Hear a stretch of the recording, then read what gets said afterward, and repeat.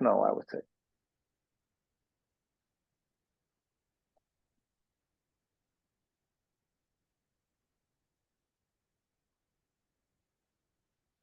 Okay, I just saw someone raise the hand, and Ran will start the presentation.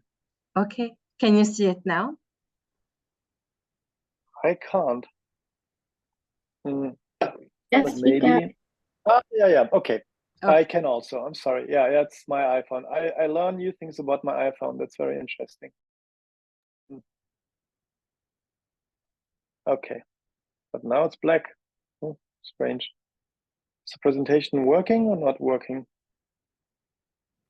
Do you all see the presentation? Yes. Yes. No, okay. I don't know. I'm sorry. Maybe it's delayed. Okay. So, Yeah. I just, sorry.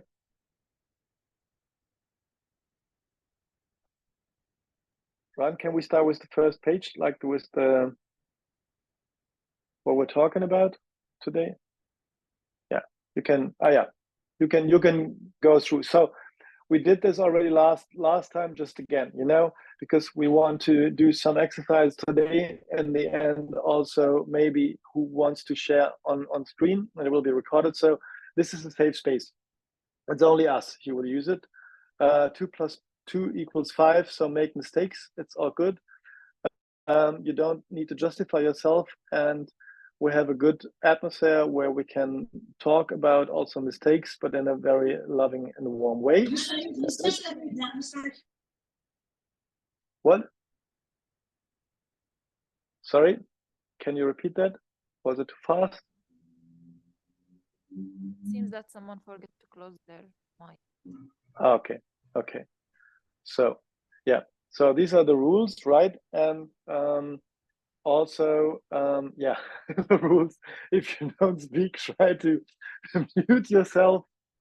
If something is, if you need something from our side, please just tell. And yeah, and it's good to be in time. Don't talk too much, and not to left, and just listen to the other. And next one, please, Ran. Shukran. Next slide, please. Yeah, but most of all, have fun. Yeah, we're taking photos, videos for social media, and we record the sessions, as you know, and Ran already started it. Okay, I think that's fine. And okay, what are we going to do today? Oh my God, it's so small. So yeah, it's about change your perspective when you communicate to others. It's about why emotions do matter and your personal beliefs. We'll talk about the 3 pillars of rhetorics. I think you did this already with Jessica. Then we go through a hero's journey, or for all the ladies in the room, to a shero's journey, and a great method of storytelling. We create emotional key messages, and yeah, the message triangle, but also I will show you a possibility to hold a free speech in a very short time, which is great. So when it comes to storytelling and rhetorics, and again, whatever questions you have, now I only see the presentation, please raise your hand, ask Quran, or shout in, and let's make a discussion out of it. I will start with a sentence from a guy who, yeah, was a very famous and successful, campaigner, storyteller, and political advisor in the USA, but not a guy I like very much. Still, he's one of the most famous political advisors in the history of USA, and his work is famous. And I could make a bet with you that you don't know his name and never have heard about Frank Luntz. I could bet like 10 shawarmas falafel on that. But you all know his work. We will see later. So, but he said a very important and also disappointing but very true sentence. And this sentence you can all see. And he said, it's not what you say, it's what the people hear, and only what the people hear.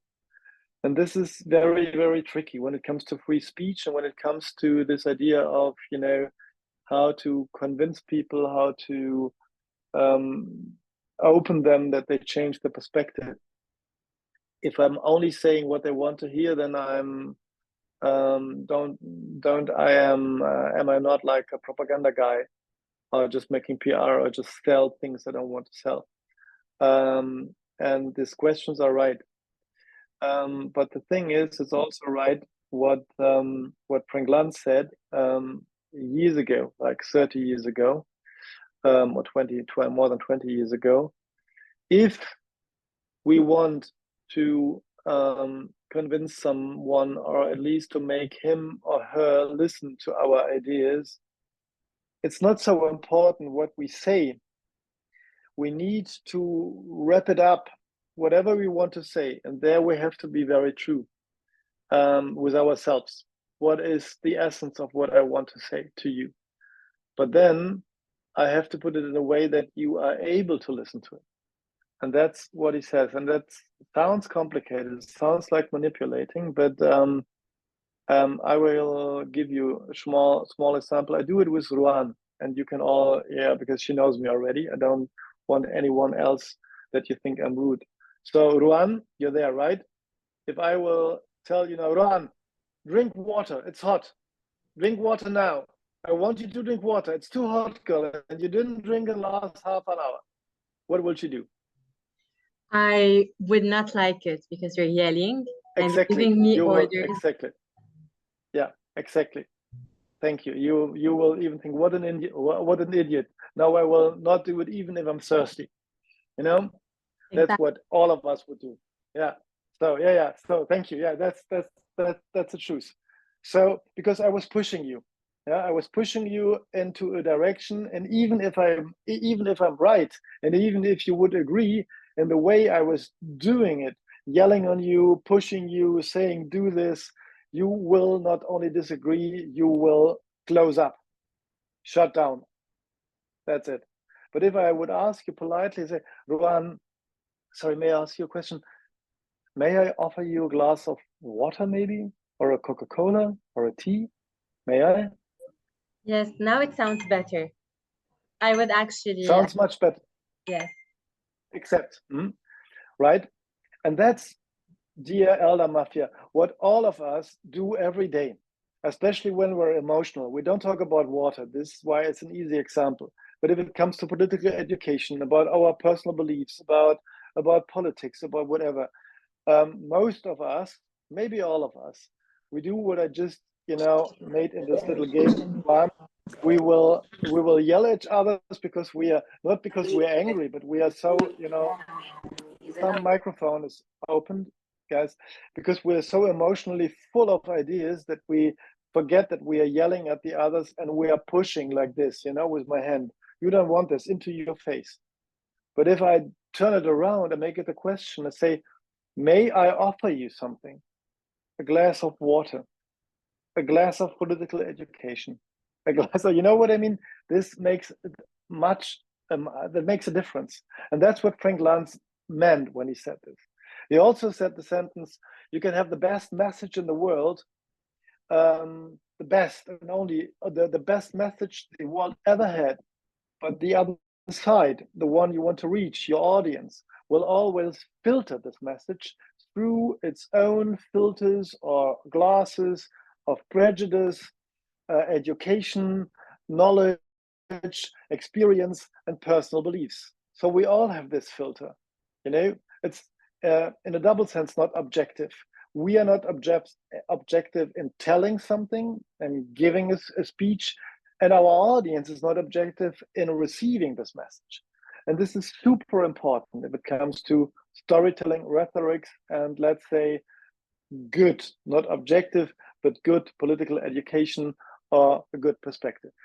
We need to wrap our thoughts in a way that people can understand it, but also we have to respect the other. We have to respect the audience, even if it's in a verbal sense or in a fight about an idea, our opponent or our enemy. So the respect is the most important thing. And if I put a difficult topic in a question, I definitely can have the better chance that people are listening to us than if we push them. Can you understand this so far? It's not easy to do it, but it's like very crucial to understand that we have to even, transform our whole system. Normally, we always try to argue out of our own perspective, and we don't even think about what the others would think. For example, I'm taking Guran again as example, if I may. In what situation is she right now? What could be her need? How could I reach her? And that's what I want to tell her. And then I try to make my arguments and my message put in a way: is she tired? Is she nervous? Is she okay? Is she, does she understand my language or whatever? So we have to take this into account and try to speak to the people, and don't try to convince them. Try to make them listen. Try to make them interested by not lying. Frank Luntz, I told you, he's very famous, and you probably don't know him. Does anyone, question in the group, any one of you knows Frank Luntz? Don't Google it. This is unfair. Yeah. No, says Tracy. Anyone ever heard the name of Frank Luntz? Probably not, right? Doesn't matter. No one knows him. It's so interesting. So really, no one knows Frank Luntz. The thing is that Frank Luntz is super famous. He was the political chief advisor of George W. Bush in the election campaign against Al Gore. Now, since Joe Biden dropped out, it's Kamala Harris against Donald Trump. But you are all too young to know that back then. But it's very interesting because Al Gore, who was the vice president under Bill Clinton, he was one of the climate activists from the very beginning. And he was afraid already this 20 years ago that, all the pollution can lead to a big, big, big problem in the world, and all this oil production. And you know this much better than I do, what this caused already, and wars and civil wars in the Middle East should stop. And George Bush, as you know, comes from an American oil dynasty, and he wanted to continue. So back then we were talking about global warming. This was the word for this phenomenon we all experience when it's getting hotter and the weather is getting more unstable and so on and so forth. But this was not good for George W. Bush, because he wanted to win the election, and he wanted the American people not to care at all about weather, climate, oil, Middle East, just to vote for him. So he asked Frank Luntz to help him, and Frank Luntz had so-called focus groups. So like average Americans, he put together in rooms and found out what narratives and stories they liked and disliked. And then he said, okay, global warming, that's not good. Global warming will lead to a victory of Al Gore, this climate activist. We don't need that. So we need to tell another story, a winning story. So let's make it like weak and soft. Let's make it like there is no problem. It's just just warm or colder. It's not global warming. It's just climate. Just climate. Climate change. Yeah. There we have. So why don't we call it climate change? You all know the term climate change, right? All Yes, of you of heard course. the term climate change. Now Yes. yeah, of course. Now you know the father of climate change. Yeah. Now you know the founder and father of climate change. It's Frank Luntz. It's Frank Luntz. Sorry, I can't hear you. Sorry. Sound. Sorry. Say again, please. Who is it? I can't really hear the sound at the moment. Sorry. Mai. Say again, please.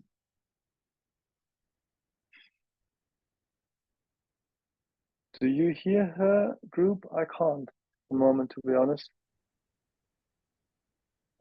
No, we can't hear. I don't. Okay. Can you write your question or comment in the group, please? Because we can't hear you.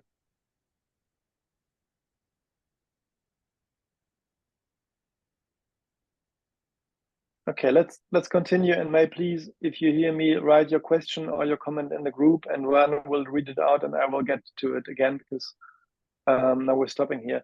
But you get the point, right? This guy, Frank Luntz, is so successful, but only because he wanted to win the election. So it's one of the most successful stories of the last 50 years to change global warming into climate change. No one knows his name, no one knows the story behind it, but we all know what he did to us and to the world.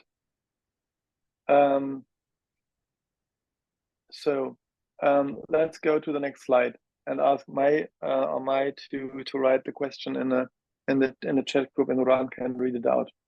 Okay, yeah, that's the other sentence. I already said it by how is it in my mind, but here again, I'll read it out to you. You can have the best message in the world, but the person on the receiving end will always understand it through the prism of his or her own emotions, preconditions, prejudice, and pre-existing beliefs. That's hopefully more or less what I remembered and just told you.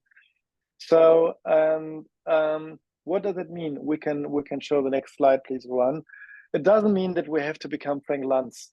It doesn't mean that we have to manipulate people and to, turn or transform a really dangerous phenomenon like global warming into climate change. But it does mean that we have to take into account that all humans are that way, as Frank Luntz described, and that we can also use these methods and techniques for the good stuff, knowing that we have to be very, very careful, because with words, you can start a war because of words. You can insult people, you can hurt people, you can do a lot of bad things, but you can also do a lot of good things with words, and also start a peace and bring people together for the good thing. And this is why emotions are so important, and not rational information, because our brain is not able to take more than 20%.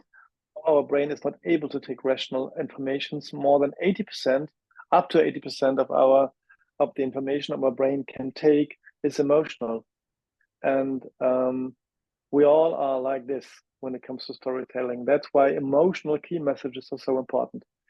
Again, someone in the group wanted to say something or to add something?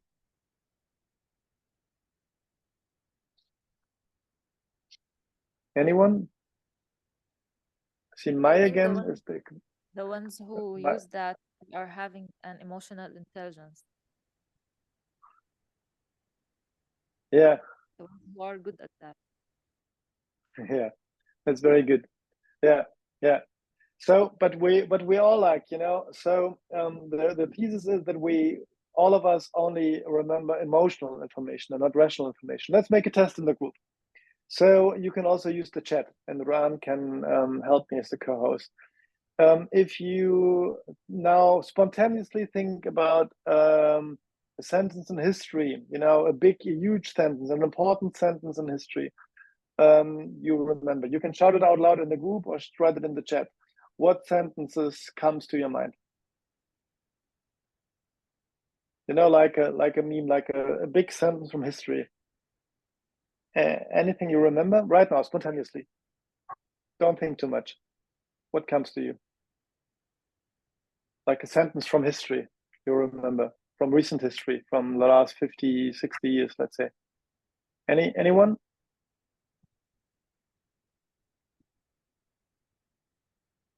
No one? Should it relate to the slide? No. Just like the only relation to the slide is that I want to test whether it's right with all of you that emotional informations are. Yeah, oh, very good. Teresa, ich bin ein Berliner. Well, from ancient history, is that okay? Yeah, also from ancient, it doesn't matter. Yeah, ich bin ein Berliner from John F. Kennedy. By the way, very good. The sentence. I will tell you a funny story about that. Yeah, I have a dream. Yes, Abir. Yeah, yeah. Also, two very Who wanted to add something from ancient history? What kind of sentence from Greek gods or Roman philosophers or some Arabic wise guy or girl? What is it? I can't remember. What is what you do to your country. Okay, yeah. Okay, let's just take, you all know this Ich bin ein Berliner from Let Them Eat Cake, yeah. But we all know I have a dream and Ich bin ein Berliner, right? From John F. Kennedy, all of you know these both sentences. So quickly run through them too, because both sentences have something in common. They're totally emotional. They have no rational information. If I will tell you now, oh, listen, guys, I had a dream last night. What would you think of me? And I'm crazy, right? Okay, yeah, well, but why do you tell us? Was it a nightmare? What did you dream? Why do you want to tell us? Oh, I had a dream. Oh, yeah, I also dreamt. So, what do you want from me? And Ich bin ein Berliner, it's actually, let's read the first half so I can get in return. Yeah. So still sentences are coming. So, and Ich bin ein Berliner, actually it's fake news because the guy is not a Berliner, he's American. So he was never a Berliner. So how could you dare to say that he's Berliner? You see, I'm joking. But the thing is, those guys, John F. Kennedy and Martin Luther King, they were told by their political advisors, please don't do it. Don't be so emotional. Both of them. Be rational this time. Just be a good politician with rational informations and don't be such a priest, they told Martin Luther King. And to John F. Kennedy, the political advisor says, please don't try to speak German. It will be awful. They will hate you. Don't do it. But as you know, and as you see, because you remember, they both did. They didn't listen to their political advisors, and that was good. They listened to their emotion, or in the case of John Martin Luther King, he listened to his wife. And it was good that he listened to his wife, because he was trying to hold a very political and rational, informational speech for 45 minutes, and no one in Washington was inspired. No one was really on fire. No one was really following him and was motivated by him until his wife whispered in his ear, Martin, use your sentence. And then he switched. And so what all of us know are the last 10 minutes of the speech. The last 10 minutes of the speech, thanks to his wife, who made him this, memorable guy, because he said, I have a dream. And started to, in the last 10 minutes of the speech, started to get the people on fire. And it's pure emotions, right? Of course, we all know what he means. It's not like he had a nightmare. And this became like a meme, we would say today. Chris? Yes? Carla raised her hand. I didn't want to interrupt you. Okay, yes. Yeah. No, you're not interrupting, you're helping me. Yes, please. Yeah, that's great. Carla. Yes, when you said Martin Luther King, I remembered my favorite quote when he said, "We're not makers of history, we're made by history." So maybe it's not emotionally linked, but it's one of my favorite phrases. No, it's also great. It's also great because it says something. It says much more than the also this sentence. Thank you so much. So Rowan, please interrupt me all the time because I don't see who raises his hand. That's good. That's your job. It's not interrupting. It's dialogue. It's great. Yeah, Carla, thank you. That's so nice. Yeah, exactly. But it's also the sheer fact of the sentence. It's not so interesting. But if you combine this with his ethos, with his, his beliefs, his vision, then it becomes a very powerful and strong sentence. And that's what I try to say. And so be emotional. That's what we remember, right? Two of the sentences you wrote down were the two sentences I was just talking about. I had a dream and Ich bin ein Berliner. And they are pure emotion. Pure emotion. They are both very famous emotional key messages. And I will help you to find your own key messages and be as popular as the both guys were. Actually, this exercise, can I add something? Actually, this exercise is very used in debating activities and ice-breaking activities where they say, if you have the attention of the world for 1 minute, what would you say? So now we're thinking out loud, if we had the attention of a large amount of people or audience, what would we say for 1 minute? So it clicks now. Okay, wonderful. Yeah, thank you, Carla. Yeah. So now I also see you in the video. Yeah. But it's so interesting, isn't it? It's pure emotion. It's pure emotion. And both guys were, political advisors told both of them, don't do it. So please, don't. So don't listen to political advisors. Be personal, be emotional, be yourself, and talk about it. And then you have the chance that people listen to you, and then you have the chance that people will follow you, as you see on this example. Okay, wonderful. Let's continue with the slides maybe, and please always raise your hand and get into the discussion. And I love it that way. Diana just raised her hand. Yes, please. Yalla, go.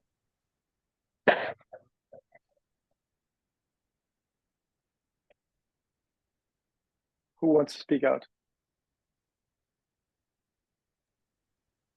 I saw her hand raised, but... Hello, can you hear me? Yes, we can hear you. Okay. As I was getting ready for this session, I was reading about Abraham Lincoln speech, 2-minute speech. He was doing that event. He was when he was conducting the speech. He was preceded by someone is called Edward Everett. I guess so. That guy conducted a 2-hour speech. And Abraham Lincoln, then after him, conducted another speech, a 2-minute speech. But Abraham Lincoln was more personal, as you were saying, Chris, and he made his point very clear, and it was a very emotional, very personalized speech during a very emotional event. So. It was like, I don't know, it inspired me and it touched me. Great. Yeah, it's always good. Thank you. Thank you for sharing. Yeah, to have examples and to get inspired by politicians. That there should be more written down speeches from female politicians, by the way, because there are so many great politicians. Let's see. Maybe we get a first female US president. Let's see. But yeah, there are, unfortunately, I can say as a male, the history is very, very male. So we mostly remember speeches from men and not from women. There are also great speeches from women. But you're totally right. So it's great if you get inspired, if you learn from people, and if you, as you just said, and actually, that leads us to the first task, was sort of a homework, from Jessica, to look at pathos, ethos, and logos. So from the last session that Jessica conducted, and to see whether in one speech you like or you found out pathos, ethos, and logos are in. So now let's make not a game, but really like an honest question from me with an honest answer. But this, it only makes sense to go in small groups and to discuss it if at least half of you did this homework and have watched at least 1 or 2 speeches and analyzed them about ethos, logos, pathos, or at least had some thoughts about it. So please do me a favor. This is not school or university. You don't get punished, but I just need to know. Otherwise, we will continue like this and talk about speeches in general. Maybe you can raise your hand who did the homework and who didn't. But first, who did this homework, or at least started with the homework? Miriam, Maria, 2 did it. Yes, I wanted to tell you. Miriam, Maria, Abir, and Jan. Okay. And the rest of the group didn't. Is that right? Oh, no, two more raised hands. So, but 3 or 4, right? And the rest did not. Is it correct? I think then it doesn't make sense to make the groups, the small groups, because only these 3 or 4 members did the homework. But since they did it, I would like all of you, the 3 or 4 who did the homework, to share their ideas, and not a speech, but in a comment here in the group, that you didn't make it, for nothing, and just let's take it from there.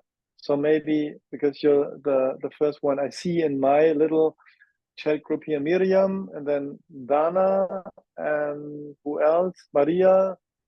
I see the three of you, and maybe there are more, but Ruan will take over. So maybe you can just start and tell us a little bit about the speeches you saw and analyzed, and what you found out about ethos, logos, pathos in the speech.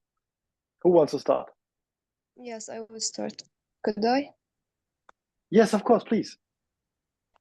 Yes, so Happy to for hear, me, Miriam. yes, thank you. For me, the person telling the speech is as important as the speech itself, because when I want to search for a speech, I want to first search for a people or for a person that did a change or had a significant role. Then he will have a significant speech, so I could listen to it. So I've chosen Mother Teresa's speech from the Nobel Prize. She said, Lord, make me a channel of your peace, that where there is hatred, I may bring love. Where there is wrong, I may bring the spirit of forgiveness. When there is discord, I may bring harmony, etc. So for me, I saw the love and the peace and all these beautiful values in her speech, and it made me so emotional that I wanted to continue. And it was very long. I watched all the video, and it's make me sad. So, because for me, we are losing humanity more and more because of all the wars I'm seeing right now, and all the acts that are in Gaza or everywhere in the world. That's why those kinds of speeches make me so emotional, and I feel process of emotions in the speech. Okay. Thank you very much. Yeah, no, thank you. That's very personal and very honest, and I'm happy and proud that you share your emotions with us. So her emotions made you feel emotions. So that's the best compliment you can give to a speaker. So thank you very much, Miriam, for this statement. Okay, who wants to continue? Maria, Dana, Diana. I will start. And Abir. Yeah. Yes, please. So for the speech, I chose the speech of Marie Curie. She is a French scientist who was the first woman to win the Nobel Prize in 1903. She won the first Nobel Prize for her discovery with her husband about radioactivity. Then she won a second Nobel Prize for discovering radium and polonium. So we have three main values while Marie Curie is speaking. First, the scientific curiosity. She was very dedicated to scientific discoveries, and she believed that she can make difference in the world, and she did. Then we have the perseverance and resilience. Despite all the challenging situations and the hardships, specifically, she was facing significant gender-based discrimination and personal hardship among her family. She continued her research with determination and also humility. She believed that knowledge should be available for everyone and that humanity should benefit from this knowledge. The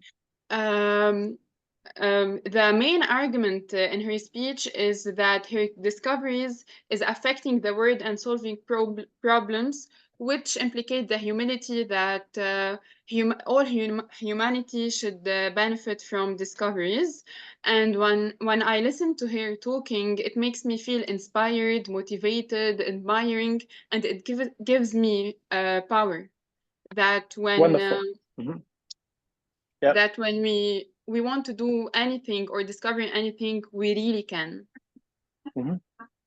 Thank you very much. If it comes to the level of Maria, let me ask you just one question, because we're talking about ethos, logos, and pathos. If you analyze the speech just now, just thoughts, it's not an exam. What would you say? How much percentage was ethos, pathos, and logos? Did her speech have all three elements? Was one missing or one dominant? Just your personal view on that. or couldn't you find any of it in the speech? You remember ethos, logos, and pathos, right? I wasn't attending the last session. However, while talking, she used the appropriate language, appropriate vocabulary. She knows her audience, يعني. She knows how to deliver the message. Mm-hmm. And everyone could understand, for the general population, everyone could understand what she was saying.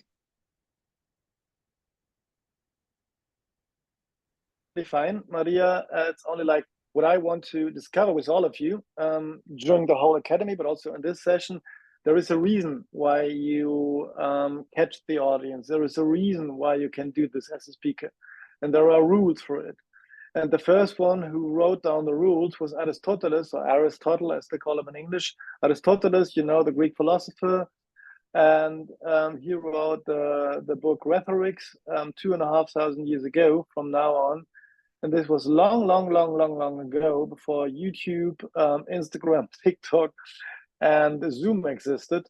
And he already noted that there are 3 columns, or 3 levels, like ethos, like ethics, so your values, your philosophy, your beliefs; logos, the word, the language, the arguments; and the third one is pathos, like emotions, desire, so, and these 3 are the main rules, that you have a combination of values, ethos, of arguments, logos, and emotions, pathos, in your speech. So, okay, but we continue with the next speakers. Thank you very much, Maria. It's fine. I can answer now. Okay. Yes, please. Okay. Please. Okay. As I said before, the value is perseverance and resilience. So it was present. The argument is her discovery about the radioactivity. And the message is she will change the word. She said that she will find a light to find solution for the problems and for diseases, to serve the humanity. Okay. So this was the pathos, the emotions, right? Thank you. Thank you very much. Shukran. Yeah, very good. So yeah, you have it. Great. So we still have Dana and Abir in the chat, if I see it right, raising their hands. Yes, Diana. Diana, yes. Actually, I was impressed by Greta Thunberg's speech at the United Nations concerning the climate change. Concerning that triangle, the ethos, pathos, logos, she apparently lacked, or her speech lacked the ethos, since she is too young, and she has no authoritarian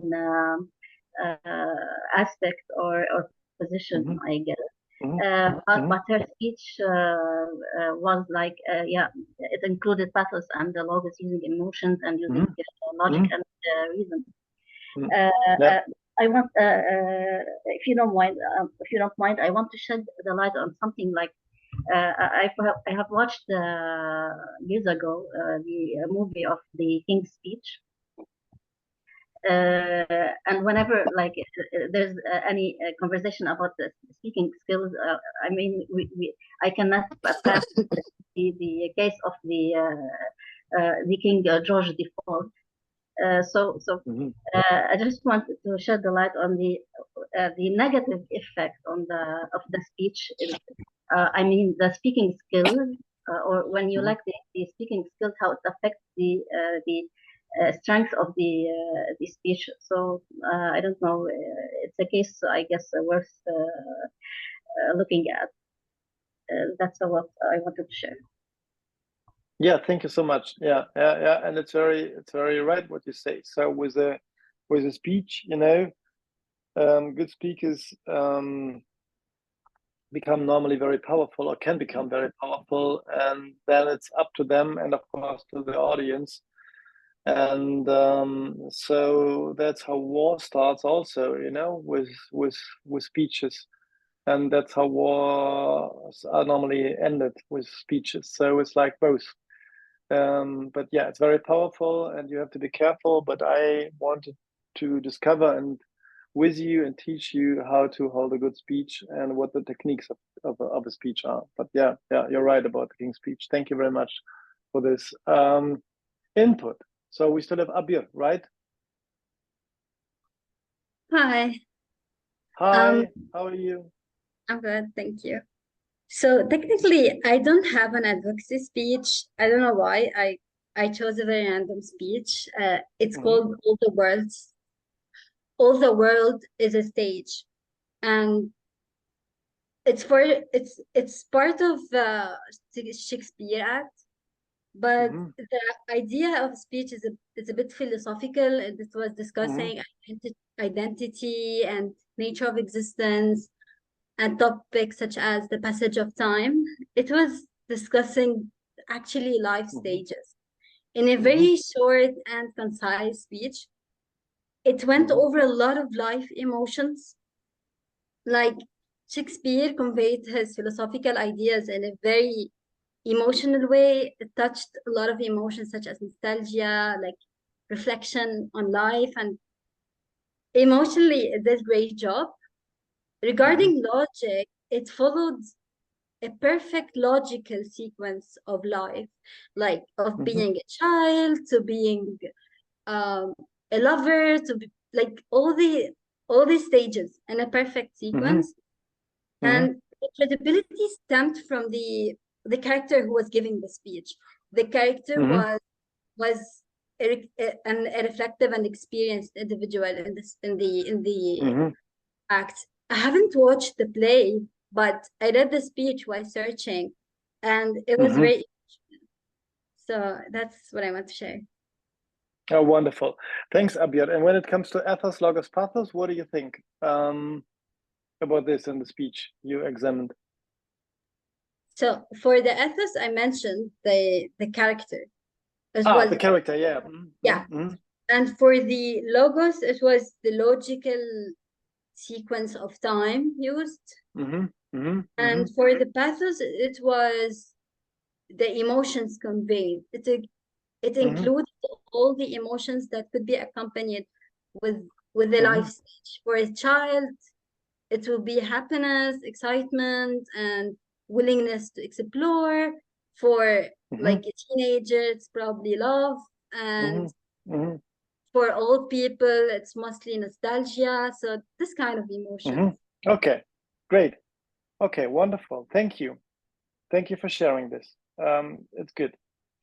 Anyone else in the group who was examining a speech that I forgot to ask you to share? Okay, if not, we just continue. We make a little break in 10 minutes, but we will continue with the a nice little game. So yeah, whom of you has read a book? Whom of you has read a telephone book? Probably no one. You probably don't even know telephone books. We had them in Europe. I don't know whether they existed in Lebanon, Palestine as well. Like, probably maybe your grandpa's where all the numbers of neighbors in the town are written down. You know telephone books, or is it a German thing?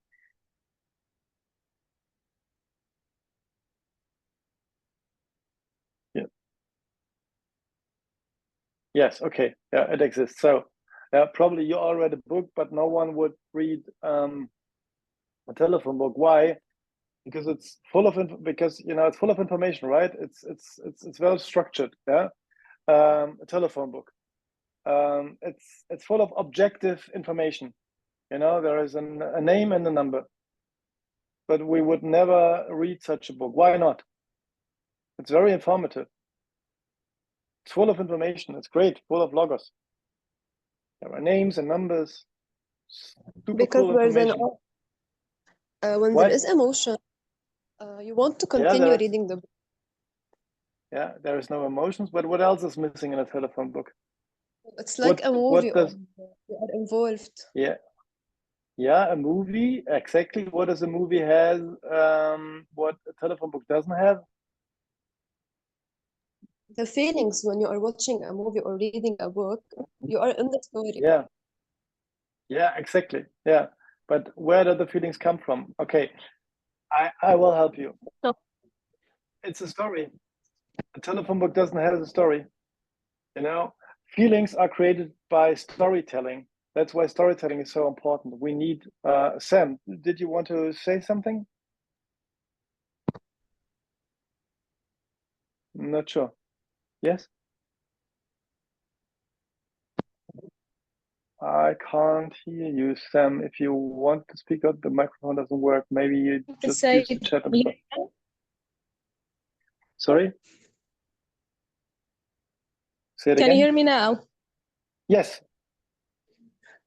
Can you hear me now?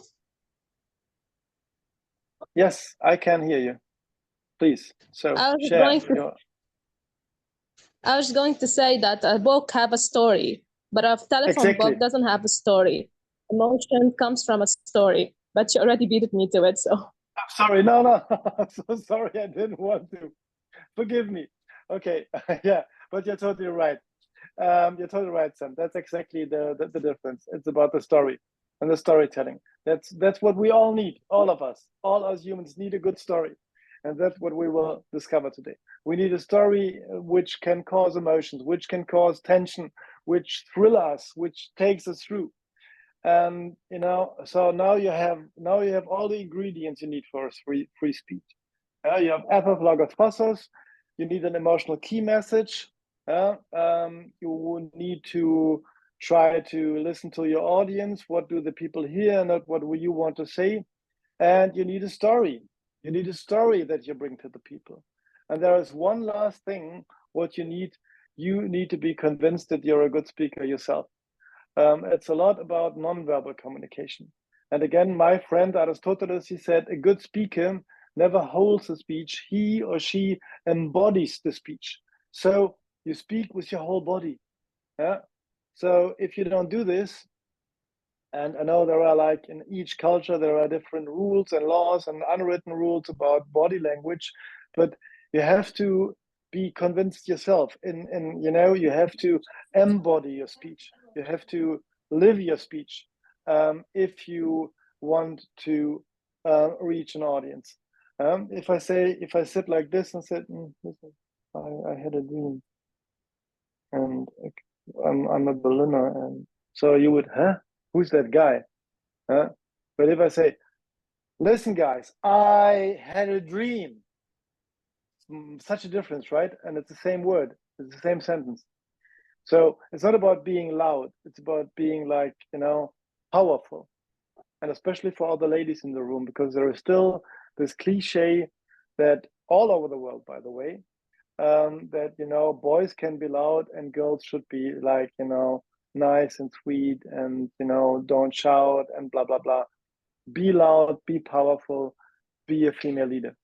Sam knows our seminars, so she knows, and Ruan, what I'm talking about. You know, be powerful. The world needs more female leaders, definitely. So we will try that out. So go to the next slide before we make a little break then with all of you, because you deserve it. Yeah, the hero's journey. That's maybe a good idea.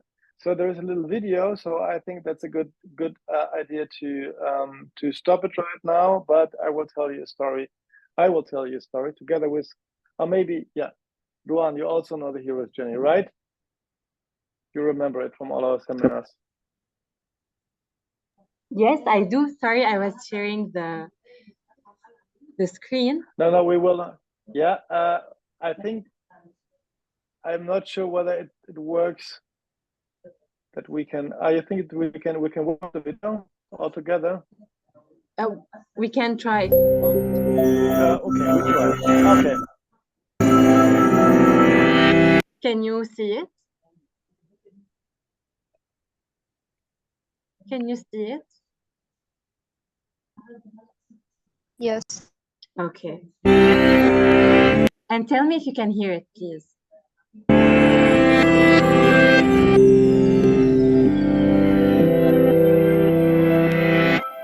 What do Harry Potter, Katniss Everdeen, and Frodo all have in common with the heroes of ancient myths? What if I told you they are all variants of the same hero? Do you believe that? Joseph Campbell did. He studied myths from all over the world and published a book called The Hero with 1,000 Faces, retelling dozens of stories and explaining how each represents the monomyth, or hero's journey. So, what is the hero's journey? Think of it as a cycle. The journey begins and ends in the hero's ordinary world, but the quest passes through an unfamiliar, special world. Along the way, there are some key events. Think about your favorite book or movie. Does it follow this pattern? Status quo, that's where we start. 1 o'clock, call to adventure. The hero receives a mysterious message, an invitation, a challenge. 2 o'clock, assistance. The hero needs some help, probably from someone older, wiser. 3 o'clock, departure. The hero crosses the threshold from his normal, safe home and enters the special world and adventure. We're not in Kansas anymore. 4 o'clock, trials. Being a hero is hard work. Our hero solves a riddle, slays a monster, escapes from a trap. 5 o'clock, approach. It's time to face the biggest ordeal, the hero's worst fear. 6 o'clock, crisis. This is the hero's darkest hour. He faces death and possibly even dies, only to be reborn. 7 o'clock, treasure. As a result, the hero claims some treasure, special recognition, or power. 8 o'clock, result. This can vary between stories. Do the monsters bow down before the hero, or do they chase him as he flees from the special world? 9 o'clock, return. After all that adventure, the hero returns to his ordinary world. 10 o'clock, new life. This quest has changed the hero. He has outgrown his old life. 11 o'clock, resolution. All the tangled plot lines get straightened out. 12 o'clock, status quo, but upgraded to a new level. Nothing is quite the same once you're a hero. Many popular books and movies follow this ancient formula pretty closely, but let's see how well The Hunger Games fits the hero's journey template. When does Katniss Everdeen hear a call to adventure that gets the story moving? When her sister's name is called from the lottery. How about assistance? Is anyone going to help her on her adventure? Hey, Mitch. What about departure? Does she leave her ordinary world? She gets on a train to the capital. Okay, so you get the idea. What do you have in common with Harry Potter, Katniss Everdeen, and Frodo? Well, you're human, just like them. The hero's journey myth exists in all human cultures and keeps getting updated because we humans reflect on our world through symbolic stories of our own lives. You leave your comfort zone, have an experience that transforms you, and then you recover and do it again. You don't literally slay dragons or fight Voldemort, but you face problems just as scary. Joseph Campbell said, "In the cave you fear to enter lies the treasure you seek." What is the symbolic cave you fear to enter? Auditions for the school play? Baseball tryouts? Love?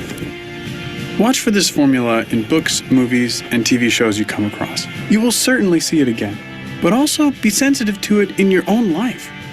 Listen for your call to adventure. Accept the challenge. Conquer your fear and claim the treasure you seek. And then, do it all over again.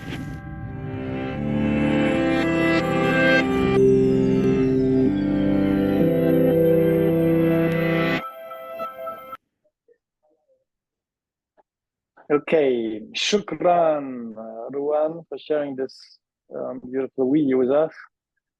So, I would say we make a little break for all of you, but please, in this break, let's say 15 minutes, take 5 minutes in the 50 minutes to just reflect a little bit on your own, where you have seen this hero's journey already, in films, in books, and in your own life. You don't have to share the stories, but would be nice if some of you find at least a film, a book, and definitely a personal story where you can say about yourself that you have been a hero or a shero in your own life. And that's 15 minutes. Why this is so important for storytelling. This hero's journey for me is the real secret of good storytelling. and of a successful speech. If you follow the rules of this hero's journey and learn from the hero's journey, and I will tell you a little bit more about this in 15 minutes. It's the step to success as a speaker in future. So let's think about it a little bit in this 15 minutes break, and I'll see you back then. And what time is it, Ron? Sorry, I lost the time. It's too dark in Thailand. Oh, someone else is gone. So in 15 minutes, it will be, yeah, in 15 minutes. So now, I don't know, here it's like 20 plus 11, and your time must be 4 hours earlier, right? Yes, so at 7:35. Okay, 7:35. Okay, yeah, we see us again. Yeah.